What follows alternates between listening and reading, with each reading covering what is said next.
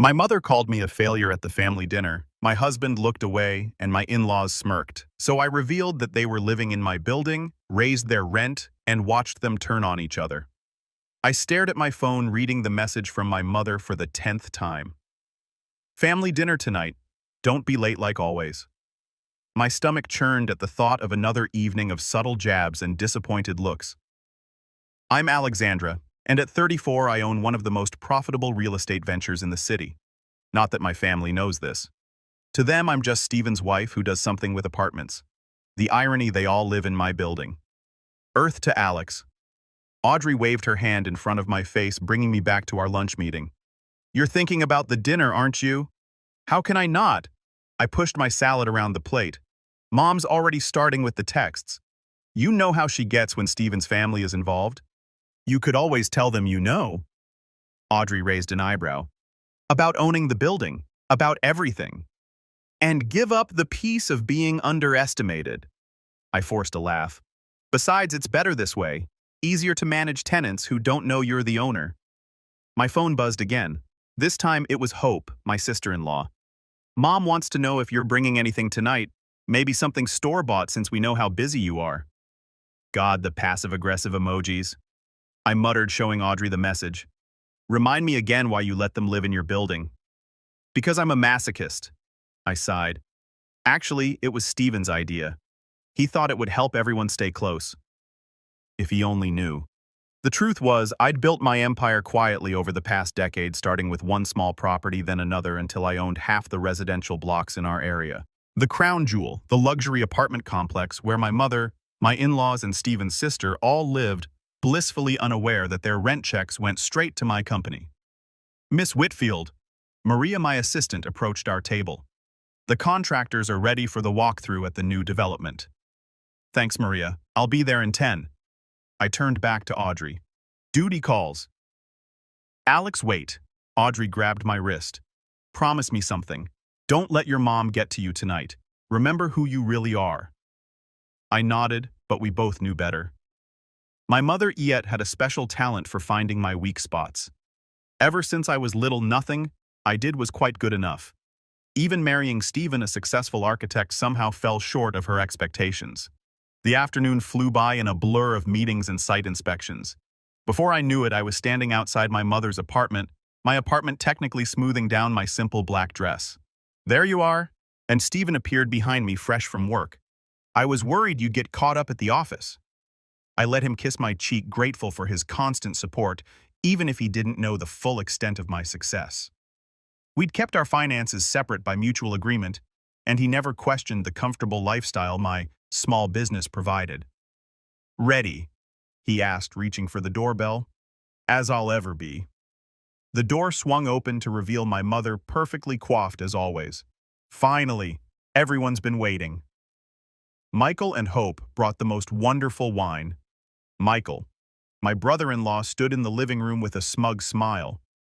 Hey, Alex, rough day at the office. You look tired. Actually, I started, but Mom cut me off. Alexandra, dear, you really should do something about those dark circles. I keep telling you, working so hard at your age will only lead to wrinkles.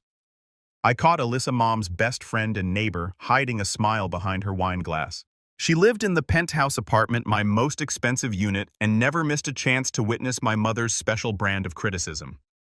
Steven? My mother turned to my husband. The promotion at your firm is such wonderful news. At least one of you is moving up in the world. I felt my phone vibrate in my purse, probably Audrey checking in. She knew how these dinners usually went. Instead of checking it, I plastered on my best smile and headed for the kitchen to help Hope with the dishes. Don't worry about helping, Hope called out. I know you're not really the domestic type. I gripped the counter, taking deep breaths.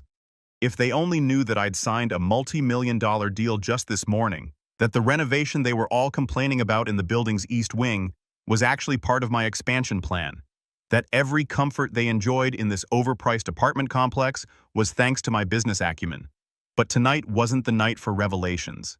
At least that's what I thought until my mother's voice carried from the dining room. Everyone, please sit down. I have an announcement to make about the building management. My head snapped up. Something in her tone made my stomach drop. Maybe tonight would be more interesting than I'd planned. I hurried to the dining room, my heart pounding. Mom stood at the head of the table, wine glass in hand, commanding everyone's attention like a queen addressing her subjects. "The building management has been absolutely terrible lately," she announced. "That's why I've started a petition to have them replaced." The wine I just sipped went down the wrong way. I coughed and Stephen patted my back concernedly. "You okay?" he whispered. I nodded, unable to speak, as my mother continued. "I've already gathered signatures from most of the residents on our floor," she said proudly. "Alyssa, you'll sign too, won't you?" Alyssa nodded enthusiastically. "Of course. The maintenance response times have been dreadful." I bit my tongue. Those dreadful response times were due to a complete overhaul of the building's electrical system, an upgrade I'd ordered after finding out the previous owner had cut corners. "Alexandra," Michael chimed in, swirling his wine glass, "you work in real estate, don't you? Maybe you could actually do something useful and help us with this petition." "I don't think—" I started, but Mom cut me off again. "Oh, please. Alexandra barely knows anything about proper real estate. She just handles paperwork for that tiny management company, right, dear?" Stephen shifted uncomfortably beside me. "Actually, Alex runs her own—" "Dinner looks wonderful," I interrupted, not ready for Stephen to defend my honor. "Hope, did you make the lasagna?" "Store-bought," Hope admitted. "Some of us are too busy with actual careers to cook from scratch." The dig wasn't subtle. Last month I declined to join her MLM scheme, citing work commitments. She hadn't forgiven me since. Speaking of careers, my mother set down her glass. "Michael just made partner at his law firm. Now that's what I call success." "Congratulations," I managed, though the word tasted bitter. "Thanks, Alex." Michael's smile was razor sharp. "You know, if you ever want to move up from pushing papers, I could put in a word at our real estate division. Entry level, of course." The table erupted in poorly concealed snickers. Even Stephen looked uncomfortable now. "I appreciate the offer, but—" "Alexandra," my mother interrupted yet again, "you really should consider it. Lord knows you need direction in your life. 34, and what do you have to show for it?" The room fell silent. I could feel everyone's eyes on me. "Mom," I said quietly, "I'm doing fine." "Fine isn't good enough." She slammed her hand on the table, making the silverware jump. "Look at everyone else here. Stephen's up for partner. Michael's already made it. Hope runs her own business. Even Alyssa's daughter just bought her first house. But you're still playing at having a career. That's enough." Stephen started, but Mom was on a roll. "No, it needs to be said. I'm tired of watching my daughter waste her potential. Do you know what people say? They wonder why Stephen stays with someone so underachieving." The word hung in the air like poison. I felt my cheeks burn, not with embarrassment, but with rage. "Mother, let me finish. I've arranged an interview for you at Michael's firm, a real job with real prospects. It's time you stop pretending to be a businesswoman and— the maintenance issues," I cut in, my voice steady despite my racing heart, "are because we're upgrading the electrical system. The old wiring wasn't up to code." Everyone stared at me. "And how would you know that?" Michael asked, condescension dripping from every word. I pulled out my phone, opened my emails, and slid it across the table to my mother. "Because I approved the work order 3 weeks ago." "What are you talking about?" She squinted at the screen. "The petition won't do anything, Mom. The management company reports directly to the owner." I took a deep breath. "And the owner doesn't respond well to threats." "And how exactly would you know what the owner thinks?" Hope asked, her voice sharp. I stood up slowly, feeling a strange calm settle over me. Years of hiding, of swallowing their insults, of letting them believe what they wanted, it all seemed to crystallize in this moment. "Because," I said, looking each of them in the eye, "you're all having dinner in my building." The silence that followed was deafening. Stephen's fork clattered to his plate. Michael's smug smile froze. Hope's mouth hung open. And my mother's face went through a fascinating series of expressions before settling on disbelief. "You're lying," she whispered. I reached for my purse. "Would you like to see the deed?" The screech of chair legs against hardwood floor broke the silence as my mother stood up. "This isn't funny, Alexandra." "I'm not trying to be funny." I kept my voice level, though my hands trembled slightly as I reached into my purse. "Stephen." My mother turned to my husband. Did you know about this? Stephen looked as stunned as everyone else. Alex, what's going on? Before I could answer, my phone buzzed. Audrey's name flashed on the screen. Perfect timing as always. Excuse me? I said, stepping away from the table. I need to take this. Don't you dare walk away from this conversation. My mother's voice rose sharply. I answered the phone anyway, walking to the kitchen. Hey Audrey, how's the dinner from hell going? Actually, I just told them. Told them what? A pause. Wait, you didn't. That I own the building. Yeah, I did. Holy crap, Alex, I'm coming over. No, don't. But she had already hung up. When I returned to the dining room, Michael was on his phone, presumably fact-checking my claim. Hope was whispering frantically to Stephen. My mother stood rigid, her face pale. This is impossible, Michael declared, looking up from his phone. The building is owned by AW Properties. I said slowly, Alexandra Whitfield.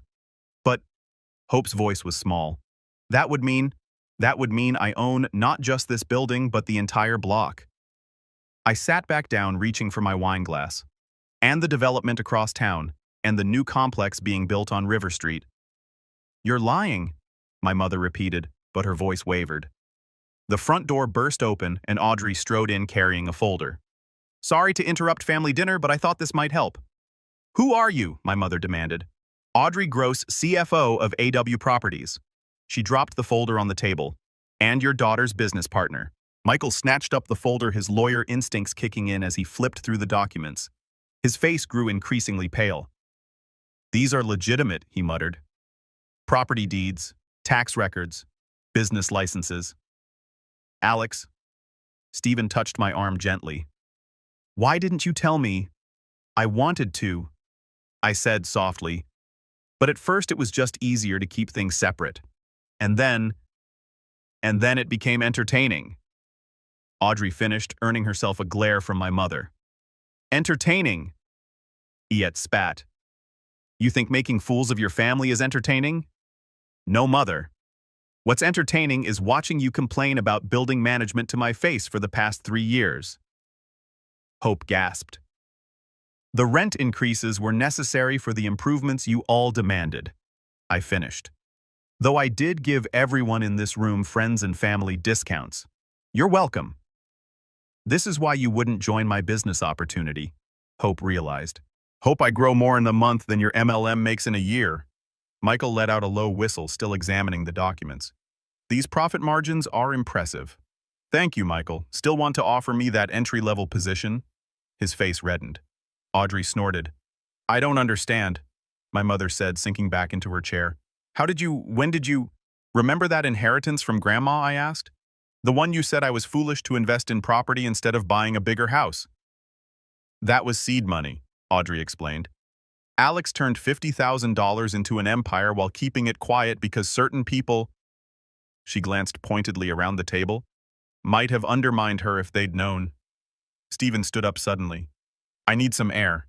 Stephen, wait. I started to follow him, but Audrey caught my arm. Let him process, she whispered. This is a lot to take in. Well, Alyssa spoke for the first time since my revelation. I suppose this explains why my maintenance requests were always handled so quickly. Actually, I turned to her. Your requests were handled quickly because you're a good tenant who doesn't make unreasonable demands, unlike some people. I looked meaningfully at my mother. How dare you? Mom's voice shook. I am your mother. Yes, you are, and you're also my tenant. Speaking of which, I pulled out my phone. Should we discuss that petition now? The room fell silent again. I could see the wheels turning in everyone's heads, reassessing every interaction we'd had over the years. I think, Audrey said, breaking the tension, this might be a good time to tell them about the River Street development. What about it? Michael asked sharply. I smiled, feeling a weight lift from my shoulders after years of hiding my success, of swallowing their condescension, of playing small to keep the peace. I was finally free to be myself. Well, I said, let's just say the rent increases here will seem minimal compared to what's coming in that neighborhood. My mother's face went from pale to red. Alexandra Marie Whitfield, you wouldn't dare.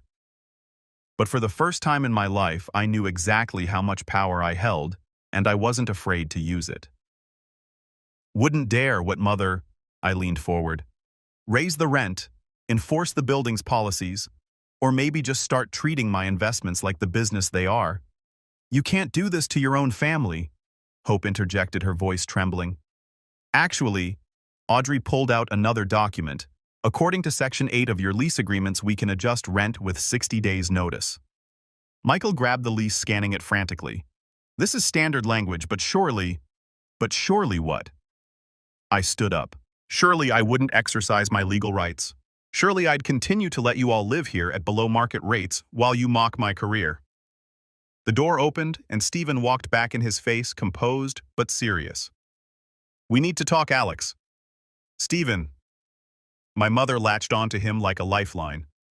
Surely you'll talk some sense into her. Actually, Ayet, he said quietly. I think I need to talk to my wife about why she felt she couldn't trust me with this. The words hit me like a slap. Stephen, it wasn't about trust. Really. He ran a hand through his hair. Because finding out my wife owns half the city during a family dinner feels a lot like a trust issue. Oh, this is rich, my mother scoffed. She's been lying to everyone, and you're all acting like she's the victim. I never lied, I snapped. I just didn't correct your assumptions. There's a difference.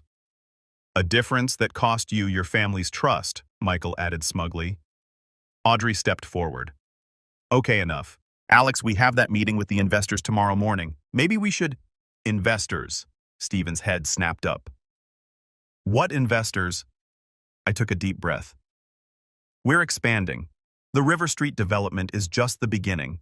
We're planning to acquire the old factory district and convert it into mixed-use properties. That's a multi-million-dollar project. Michael said, his legal mind clearly running calculations. Try multi-billion, Audrey corrected. And Alex is the majority stakeholder. The room erupted in chaos. Hope started crying about family loyalty. Michael began spouting legal terms. My mother launched into a tirade about deceit and manipulation, but all I could focus on was Stephen's face. When were you going to tell me? He asked softly. I was waiting for the right time. The right time. He laughed bitterly. Like when you own the entire city. That's not fair, I protested. No, you know what's not fair.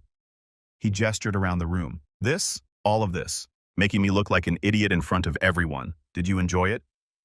Watching us all fumble around in the dark while you pulled the strings? Stephen, please. I need some time. He headed for the door. I'll be at Mark's place tonight.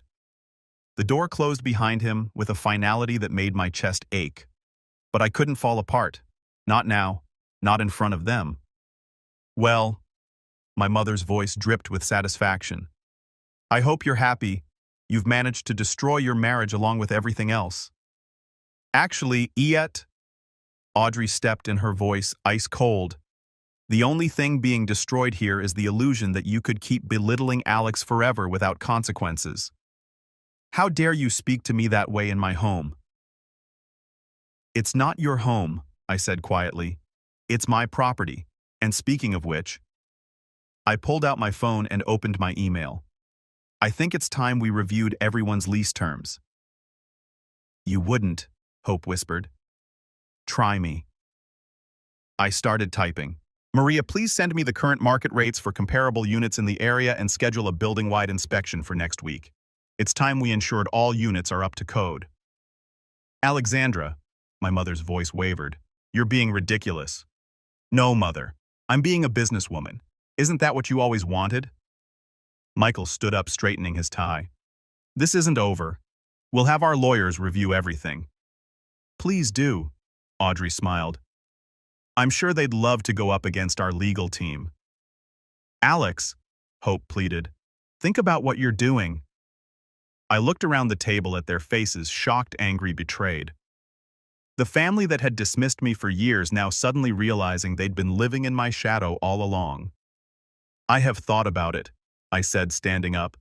I've thought about it every time you mocked my career, every time you dismissed my achievements, every time you made me feel small. And now, I gathered my purse and nodded to Audrey. Now I'm done thinking. It's time for action.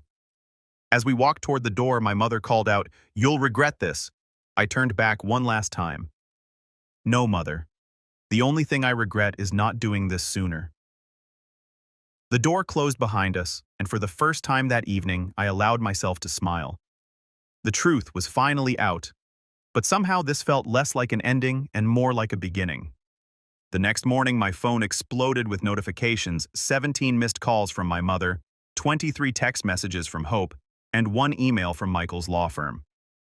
"They work fast," Audrey commented, reading over my shoulder in our office. "But their threats are empty. Everything's ironclad." "It's not the legal threats I'm worried about." I showed her the latest text from Stephen. "We need to talk, coming by the office at noon." "Want me to stay?" "No, I need to handle this myself." I rubbed my temples. "How's the damage control going?" "Your mother's been calling every tenant in the building trying to rally support." Audrey smirked. "Turns out people aren't too keen on backing someone against their landlord." My phone buzzed again. "Hope. Mom's having a breakdown. How could you do this to her?" "Delete," I muttered, swiping the message away. "Any word from the investors?" "They're still in. Actually, they're more interested now that they know you're not just some silent partner. The whole secret successful woman angle is apparently very appealing." A knock at the door made us both look up. Stephen stood there looking tired but determined. "I'll give you two some privacy," Audrey said, gathering her papers.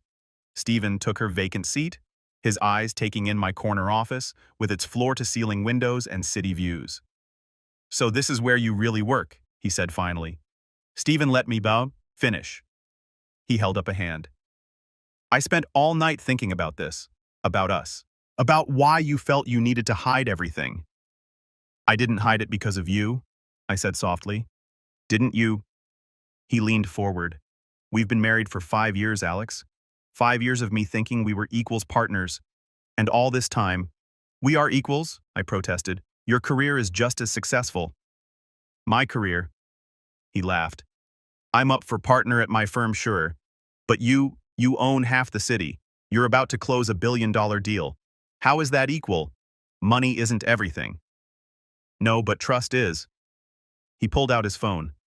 "Did you know your mother sent me your company's financial records this morning trying to prove you've been deceiving me about our prenup?" My stomach dropped. "Stephen, I can explain." "You don't have to. I already knew you had separate assets. I respected that. What I can't respect is the lying. I never lied. Lies of omission are still lies, Alex." His voice rose, then he caught himself. "Do you know how foolish I feel all those times I defended you to your mother, telling her you were doing well in your small business? I was the biggest joke of all." "You weren't a joke." I reached for his hand, but he pulled away. I needed something that was mine. Something they couldn't criticize or control. And what am I in all this? Just another pawn in your game of course not, I love you." "Do you?" He stood up. "Because from where I'm standing, you love power more than honesty."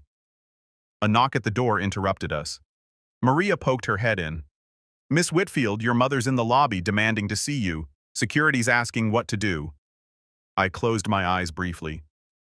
"Tell them to escort her out and have legal draw up a formal warning about harassment." "You're having your own mother thrown out." Stephen shook his head. "Listen to yourself. What choice do I have? She's trying to undermine my business, my marriage." "Your business." He laughed bitterly. "That's all you care about, isn't it? Well, congratulations. You've won. You've proven you're better than all of us. I hope it was worth it." "Stephen, please. I'll have my lawyer contact you about the divorce proceedings." The word hit me like a physical blow. "Divorce? You can't be serious." "Actually, I am. For the first time, I see you clearly." He walked to the door, then paused. "You know what's ironic? Your mother always said you'd never amount to anything. Turns out, you amounted to exactly what she is, someone who values control over love." He left before I could respond. Through the glass walls, I watched him walk past the reception area, past Audrey returning with coffee, past the AW Properties logo I'd worked so hard to build. My phone buzzed again, a text from Hope. Mom's being escorted out by security. I hope you're happy with what you've done to this family. I started to reply, then stopped. What could I say? That I was sorry for succeeding.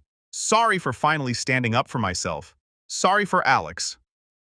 Audrey stood in the doorway. The investors are here early. Should I reschedule? I straightened my spine, wiped my eyes, and stood up. No, show them in. Are you sure? After what just happened? What just happened is exactly why I built all this, I said, gesturing to the office. So I'd never have to depend on anyone else's approval again. But as I walked to the conference room, my mother's words echoed in my head, "You'll regret this." The question was, had I already started to? 3 days after the investor meeting, I sat in my office reviewing lease termination notices when Michael walked in unannounced. "Your security team needs work," he said, dropping into the chair across from me. "I just told them I was your lawyer." "You're not my lawyer, Michael, and impersonating one is a crime." "Speaking of crimes," he pulled out a folder. "I've been doing some digging." "Of course you have." I didn't look up from my computer. "How's Mom having a nervous breakdown thanks to you, Hope staying with her in my apartment, I assume?" Michael's jaw tightened. "About that, these lease termination notices are completely legal." I finally met his eyes. "Your rent is going up to market rate in 60 days. You can either pay it or move out. This is revenge, plain and simple." "No, this is business." I turned my screen around to show him the spreadsheets. "I've been subsidizing your lifestyles for years. Time to end that particular charity. And Steven is ruining your marriage, also business." My fingers froze over the keyboard. "That's none of your concern." "Actually it is. Because while you've been playing real estate mogul, you've destroyed every relationship you had. Was it worth it? Are you here for a reason, Michael, besides amateur psychology?" He leaned forward. "I have a proposal." "Not interested." "Hear me out." He opened the folder. "Yes. You're planning to develop the old factory district, but there's a problem with the zoning laws that your team missed." I raised an eyebrow. And I can help you navigate it, in exchange for some considerations." "You mean blackmail?" "I mean family taking care of family." He smiled thinly. "Keep our rents where they are. Back off this vindictive campaign against your mother, and I'll make sure your development goes through smoothly." I started laughing. I couldn't help it. "Something funny?" "Actually, yes." I pulled out my own folder. "You see, I knew you'd try something like this, so I had my actual lawyers look into your firm's handling of the zoning board." His smile faltered. "Interesting reading," I continued. "All those private meetings, the convenient rezoning decisions. I wonder what the ethics board would make of it." "You're bluffing." "Try me." I stood up. "Now about those lease terminations." My office door burst open. Hope stormed in, her face streaked with tears. "You heartless—" "Hope," Michael started. "No, she needs to hear this." Hope slammed her hands on my desk. "Mom's in the hospital. Anxiety attack. Are you happy now?" I felt a flicker of concern quickly suppressed. "That's unfortunate, but nothing you did this. You and your stupid revenge plot." "Revenge?" I laughed again, but it sounded hollow even to me. "I'm just running my business." "Your business?" Hope's voice rose hysterically. "What about your family? What about Steven?" "Steven made his choice." "No, you made it for him when you decided money and power were more important than love." My phone buzzed a text from Audrey. "Steven's lawyer just delivered the divorce papers. Want me to handle it?" "Get out," I said quietly. "What?" Hope blinked. "Both of you. Get out of my office. You have 60 days to find new apartments. If you can't afford market rate, I suggest you start looking now." Michael stood slowly. "You'll regret this, Alex. When you're alone with nothing but your money." I said get out. I pressed the security button under my desk. "And next time you try to impersonate my lawyer, I'll have you reported to the Bar Association." 2 security guards appeared almost instantly. Hope let them lead her out, still crying. Michael followed more slowly, pausing at the door. "You know what's sad," he said. "You've become exactly what you always hated about your mother, cold controlling and completely alone." After they left, Audrey came in with coffee and a concerned expression. I heard shouting. You okay? Fine. I stared at the divorce papers on my desk. Have legal review these and schedule an inspection of Mom's unit for tomorrow. Alex? Audrey sat down. Maybe we should take a step back. Consider what letting them win, backing down. Considering that maybe, just maybe, you're letting this revenge thing go too far. I picked up the lease termination notices, my hands shaking slightly. It's not revenge, it's consequences. Is it because from where I'm sitting, it looks a lot like you're burning every bridge you've ever built? My phone buzzed again, a message from Stephen. Sign the papers. Hope you find what you're looking for. I closed my eyes, feeling the weight of everything I'd gained and lost in the past week. The investors loved your presentation, Audrey said softly. The Factory District project is going to make you one of the most powerful developers in the city. Yeah, I whispered, looking at Stephen's message again. But at what cost? A week later, I stood in my mother's empty apartment, surrounded by the echoes of family dinners and bitter arguments. She'd been discharged from the hospital yesterday and moved in with Hope, leaving behind 30 years of memories in a hastily scrawled note. I hope you're satisfied. The inspection team found code violations, Audrey said, flipping through her tablet. Unauthorized modifications to the electrical system, non-compliant bathroom renovations. She always did think rules didn't apply to her. I ran my finger along the dining room table where everything had fallen apart. Alex, a familiar voice called from the doorway. Stephen, I'll give you two a minute, Audrey said, squeezing my arm as she left. Stephen looked different, tired. He'd loosened his tie and rolled up his sleeves, something he only did when stressed. Your lawyer said you haven't signed the papers, he said. Been busy. I gestured around the empty apartment. Family drama, you know. I heard about your mom, the hospital. Did you also hear about the illegal renovations? The attempts to blackmail me, Stop. He held up a hand. Just stop. This isn't you. Isn't it? Everyone seems pretty convinced I'm turning into my mother. No. He stepped closer. Your mother would never have built something like this. She tears things down. You used to build things up. Used to, before this revenge camp took over your life. He picked up the note from the table. Was it worth it? Winning. Before I could answer, my phone rang. Hope's name flashed on the screen. Aren't you going to answer it? Stephen asked. I did, putting it on speaker. Hello. Mom's getting worse. Hope's voice cracked. The doctors say it's severe anxiety and depression. She keeps saying she has nothing left to live for. That's manipulative even for her. God, listen to yourself, Hope shouted. Your own mother is falling apart and you're acting like it's a business transaction gone wrong. What do you want from me, Hope? I want my sister-in-law back, the one who helped me move into my first apartment, the one who supported me when I lost my job. Not this monster who cares more about power than people. Stephen watched me, his expression unreadable. I'm not a monster, I said quietly. I'm just what successful, powerful alone. Hope's voice broke. Congratulations, you've won. Mom's broken. Michael's firm is investigating him for ethics violations. And Stephen's leaving you. I hope your empire was worth it. The line went dead. She's right, you know, Stephen said softly. This isn't about business anymore, it's about punishment. They deserved it, I whispered, but the words felt hollow. Did I? He moved closer. The Alex I married wanted success to prove something to herself, not to destroy others. I didn't destroy. Really? He pulled out his phone, showing me social media posts. My mother looking frail in a hospital bed. Hope's tearful updates about family tragedy. Michael's cryptic posts about betrayal. They're playing the victims, I protested.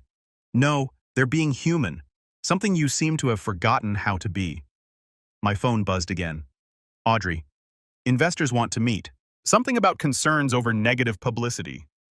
Perfect. I laughed bitterly. Even the empire is starting to crumble. Good, Stephen said. Good. Yes, good. Because maybe now you'll remember what really matters. What's that supposed to mean? It means I didn't fall in love with AW properties. I fell in love with Alexandra. The woman who wanted to build something meaningful, not tear everything down out of spite. I sank into a dining room chair, the same one I'd sat in during that fateful dinner. I don't know how to fix this. Yes, you do. He sat across from me. You're a builder, Alex. You've always been good at fixing broken things. The question is, do you want to fix this, or do you want to keep breaking it? My phone buzzed again, another message from Hope. Mom's asking for you. Stephen stood up. The divorce papers are still on your desk. But so is the key to fixing all of this. Your choice. He walked to the door, then paused. You know what the difference is between you and your mother? I looked up. She tears things down because she's afraid of being small. You build things up because you know how big you really are. At least you used to. After he left, I sat in the empty apartment surrounded by the consequences of my actions. The empire I'd built suddenly felt as hollow as the rooms around me. My phone lit up one more time, a photo from Hope, my mother in her hospital bed looking small and defeated, clutching an old family photo of us. And for the first time since this all began, I felt something crack inside me. Maybe it was time to build something new, something better. The hospital corridor seemed endless as I walked toward my mother's room clutching a folder of papers. Hope sat outside, her eyes widening when she saw me. What are you doing here? Fixing things. I held up the folder. New lease agreements. Original rates guaranteed for 5 years. She stared at me. Is this another game? No games. I took a deep breath. Just a daughter who needs to talk to her mother. Hope stood up slowly. She's awake, but if you upset her, I won't. I promise. My mother looked small in the hospital bed, nothing like the commanding presence who terrorized family dinners. She didn't look up when I entered. Mom come to evict me from the hospital too. Her voice was weak but still carried that familiar bite. Actually, I sat down. I came to show you something. I pulled out my phone, opening a photo album. Remember this? She glanced over. It was a picture of me at 12, proudly showing off a treehouse I'd built. You said it would fall apart, I continued. But it didn't. Because even then I knew how to build things that last. Alexandra, let me finish. You were right about one thing. I did become like you. I showed her another photo, the first property I'd bought. I got so focused on proving myself that I forgot what I was trying to prove. That you're better than me, she asked bitterly. No, that I'm different from you. I opened the folder. These are new lease agreements for everyone, same rates as before. She finally looked at me properly. Why? Because winning doesn't feel like winning anymore. I placed the folder on her bed. I don't want an empire built on revenge. That's not who I am. And who are you? Someone who builds things up instead of tearing them down. I pulled out one more document, including this. She took it with trembling hands, blueprints for the factory district development. Senior living apartments, I explained, with a community center named after you. I don't understand. I'm tired of fighting Mom, tired of proving points. I want to build something meaningful. The door opened. Stephen stood there, surprise crossing his face. Sorry, he said. I didn't know. Stay, I said quickly. Please. He hesitated, then entered. My mother looked between us. The divorce papers, she said softly. Did you sign them? No. I pulled them out, torn in half. Because Stephen was right. I'm a builder, not a destroyer. Alex, Stephen started. I know it won't fix everything, I continued, but I want to try to rebuild what matters. My mother touched the blueprints again. Why name it after me? Because despite everything you taught me, my most valuable lesson, the difference between power and strength. Power tears things down. Strength builds them up. Hope appeared in the doorway, Michael behind her. Is this real? Michael asked, gesturing to the lease papers. No tricks? No tricks. I stood up. I'm offering a fresh start for all of us. Just like that? Hope's voice was skeptical. No, not just like that. We'll need rules. Boundaries. Real relationships, not power plays. I looked at my mother. Starting with honest conversations. I don't know how, my mother whispered. Neither do I. but I know how to build things. Maybe we start there." Stephen moved closer, taking my hand. "Together. Together." I squeezed his hand, then addressed the room. "I'm not giving up my success. I worked too hard for it, but I want it to mean something more than revenge." "The community center," my mother said slowly. "Could I help with the planning?" "I'd like that." I smiled.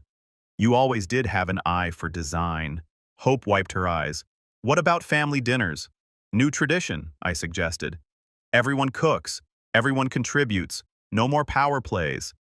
"And the building," Michael asked. "Stays under my management but with open communication, proper channels for complaints, and mutual respect." My mother reached for my hand for the first time in years, perhaps ever. She looked at me without judgment. "You really did build something amazing," she said softly. "I'm still building," I replied. "And this time, I want to build it right." Stephen wrapped an arm around me. "That's the Alex I married." Looking around the room at Stephen's proud smile, Hope's cautious hope, Michael's thoughtful expression, and my mother's tears, I realized something. Success wasn't about proving people wrong. It was about proving to yourself that you could be right. "So," I said, pulling out my phone, "who wants to see the preliminary designs for the community center?" As my family gathered around offering suggestions and actually listening to each other, I felt something shift. This wasn't an ending. It wasn't even really a new beginning. It was simply the next floor in something I'd been building all along, a legacy of strength, not power. And this time, I was building it with the right blueprint.